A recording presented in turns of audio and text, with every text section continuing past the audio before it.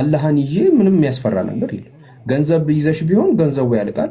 ጉልበትም አቅምም ብትተማመኝ እሱም አንድ ቀን ያረጃል።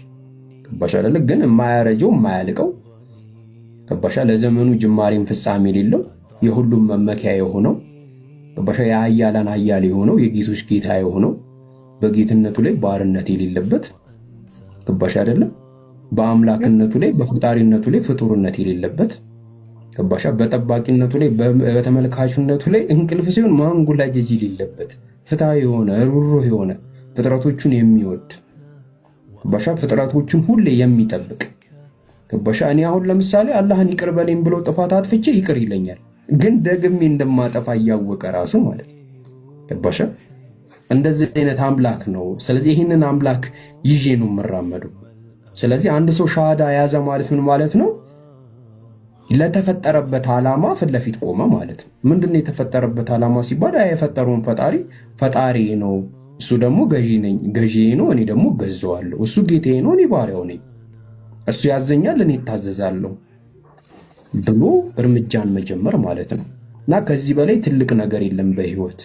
ትልቅ የምትወስኙ ሰው መኪና ለመግዛት ቤት ለመግዛት ውሳኔ ይወስናል። ገባሻ? ግን ትልቁ ውሳኔ የሰው ልጅ በህይወቱ የሚወስነው ትልቅ ውሳኔ ምንድነው? ህይወቱን ጋራንትድ ማድረግ ነው። ምክንያቱም እኔ በህይወቴ ትልቅ ተርኒንግ ፖይንቴ ምን መሰለሽማ፣ አንድ ቀን ተኝቼ አይዶን ነው ምን ውስጥ እንደገባው አላውቅም። የራሴን የሆነ ጨለማ ውስጥ አገኘሁት። መነሳት እፈልጋለሁ፣ አልነሳም። ከዛ ነገር ውስጥ መውጣት እፈልጋለሁ፣ አልወጣም። ያኔ ምን እንደሆነ አላውቅም። እና እዛ ሞመንት ላይ የሞትኩ ነው የመሰለኝና ፈራው። ማለት ምንድነው ኔክስት ሙቪ ማን ነው እርዱኝ ብዬ የምጠራው? እናቴን እንዳልጠራት እናቴ አሰማኝ። እኔ ለመጥራት ማቀም የለኝም። እህቴም ወንድሜ ማንም ማለት ነው አለይታ ወደ ቢድራይ አይ ዶንት ኖ ተኝቼ ነው በቃ የሆነ ነገር ውስጥ ራሴን አገኘሁት። ኦኬ እንትን ነው ህልም ነው ሰመመን ሊሆን ይችላል። እኔ መነሳት በደንብ ነው የማውቀው፣ ነቅቼ ማለት ነው። መነሳት እፈልጋለሁ፣ አልነሳም። መውጣት እፈልጋለሁ፣ አልወጣም። ግን የሆኑ 10 ደቂቃዎች ምናምን እዛ ነገር ውስጥ ቆየሁ። ከዛ በቃ መጨረሻ ላይ በቃ ሞቼ ነው ብዬ አመንኩኝ። በቃ አይ በቃ ሞቼ ነው የሚሆነው ይሄ ነገር። ምክንያቱም ከሞት በኋላ ያለው ነገር ለሁላችንም ሚስጥር ነው። ማንም ሞቶ እንደዚህ እኮ ነው ብሎ ያየና የነገረን ሰው የለም። ገባሽ አይደለም? ከተነገረን እንጂ። ስለዚህ በቃ ሞቼ ነው ብዬ አመንኩኝ። ከዛ አምላኬን መማፀን ጀመርኩኝ። እንደው ይቅር ትለኝ ይሁን እንደው ታዝንልኝ ይሁን ምናምን ብዬ ጥፋቶቼን ምናምን ማሰብ ጀመርኩኝ። ከዛ ይሄንን ደግሞ ሰው ደግሞ ቀበጥ አይደለ? እኔ ደግሞ ምን ብዬ መቅበጥ ጀመርኩኝ። ይሄንን አልፌ እናቴን አፈቀች።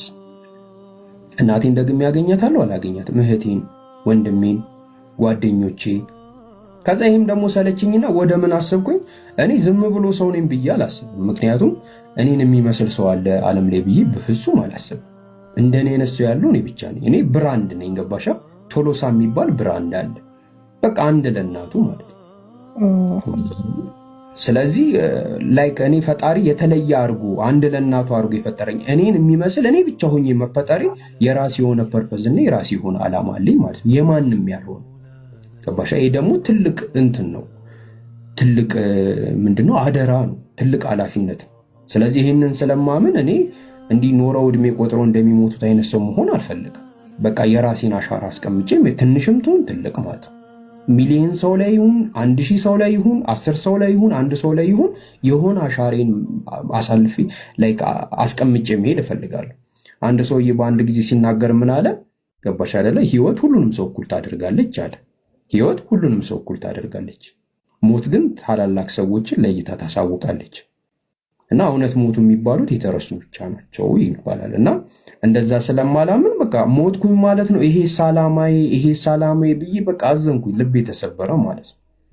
ምክንያቱም ብዙ ማሳካት የምፈልገው ዓላማ ስላለ ማለት ነው። ይሄ ሁላ መና ሆኖ ሲቀርብኝ በቃ በጣም ልቤ ተሰበረ። እና እንግዲህ አይነቃ የለም ከዚህ እንትን ውስጥ ነቀው።